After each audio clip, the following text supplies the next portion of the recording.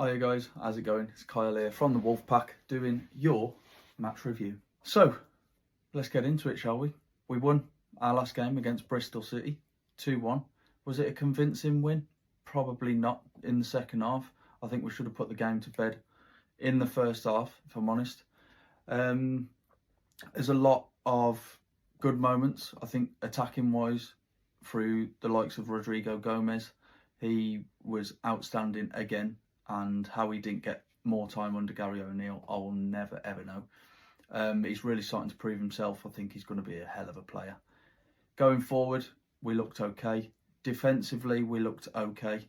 Considering we were playing Bristol City, I'd expected a little bit more of a scoreline. I thought when we went 2-0 up that was going to happen.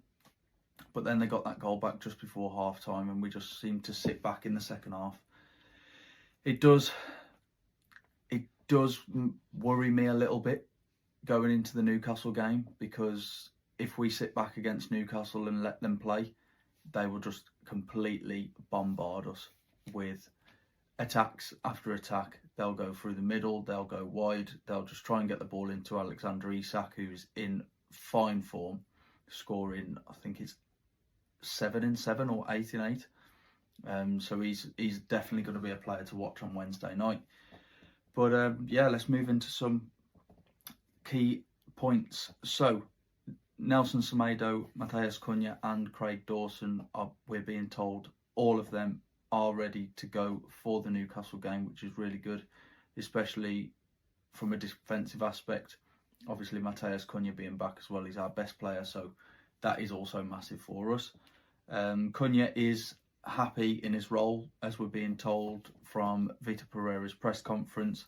There's nothing on a new contract yet, but I know the club are working very, very hard to get that done, so that's really, really important as well.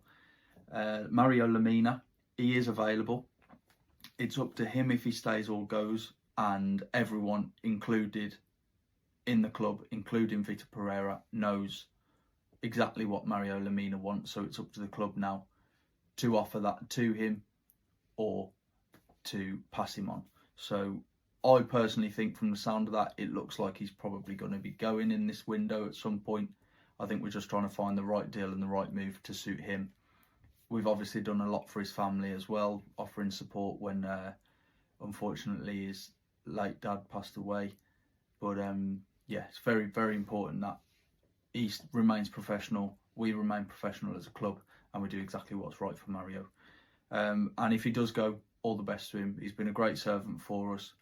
Yeah, I know it's not worked out in the past couple of months, but unfortunately these things happen in football, and if it's going to be the best thing for him, then we wish him all the best as a Wolfpack. Vitor Pereira's press conference, he said playing as a team is the key to beat Newcastle's identity. Obviously, Newcastle play with a very, very renowned identity. You know exactly what you're going to get from this Newcastle team.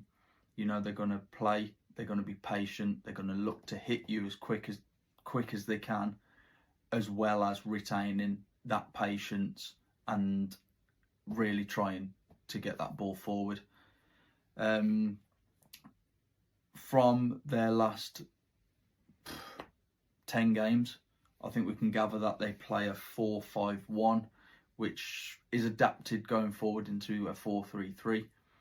The three midfielders are very, very important for them. Bruno Guimaraes, Sandro Tonali and Joel Linton, who have had brilliant seasons, all three of them. I think if we play with a two in midfield, like I mentioned on the live the other day, I think we'll be in trouble, because those three will just be passing it round in triangles and look to work the ball into the likes of Anthony Gordon, Jacob Murphy and Alexander Isak as well. Obviously, we know that they've got a lot of danger up front with the likes of those three I've just mentioned. Anthony Gordon loves to cut in on his right foot. Also, very, very big playmaker and a brilliant assister for their big man up top, Alexander Isak, who, like I say, is in very, very fine form. So Jacob Murphy just adds a little bit of that when Anthony Gordon's having a little bit of a rest. But I think we need to be compact. I think we need to be man for man pretty much all over the pitch. but we need to stick to the game plan, which is the most important one, really. Vitor Pereira's also said that himself, is stick to the game plan. Newcastle aren't a perfect side, and we have to address the tactical importance and work on those key points, and we cannot allow Newcastle to play. I think that's really, really important that he's come out and addressed that. We know as a club that he has got a game plan going into the game. Does it mean he's going to be necessarily reactive? I hope not, because I don't think that's what we need. I think we need to be proactive, go into the game with a plan, try and execute that plan as best as we can, and try and allow Newcastle to play our game rather than the other way around. Obviously, being away from home, it's going to be very tough. St James's Park's always a tough stadium to go to. The atmosphere is absolutely buzzing, so it won't be an easy one. Improvements from the last game, I would probably say, I think just keep pushing, keep going forward.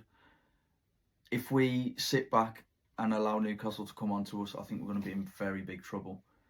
We saw it in the home tie, finished 2-1. We went a goal up, and it was unfortunate. You know, they bring on the likes of Harvey Barnes, who can bang one in from 25 yards, and there were two very good goals, don't get me wrong. Fabian Schär scored, and Harvey Barnes came on, cut in, scored. And it's the same sort of story, you know. If we try and shut up shop, I think we will, and I think it'll be a really good game of football. Definitely going to be an interesting one to watch. But if we let Newcastle play in those quick transitions, or play that narrow attacking football where they cut those attacking lines off with narrow balls and inverted wingers, then I think we're going to be in trouble. We've got to force them out as much as possible and try and keep the ball as high up the field as possible. My predicted lineup for Wednesday's game is going to be a 5-3-2 or a 3-5-2 in attack. We've got Jose Sarr in goal, hopefully. Nelson Semedo being back from injury. Santi Bueno and our new signing Agbadu, I'd love to see him start. I think he did very well against Bristol. In the wide areas, Rodrigo Gomez on the right and Ryan Aït-Nouri on the left. And then my three in midfield, I think if we play with the two, we're going to be in a lot of trouble. So if we play with a three, I'd like to see Tommy Doyle get a start with Andre in the double pivot, with João Gomez in a little bit further forward, of a bit of a free role, putting the pressure on Sandro Tonali, not letting him play really.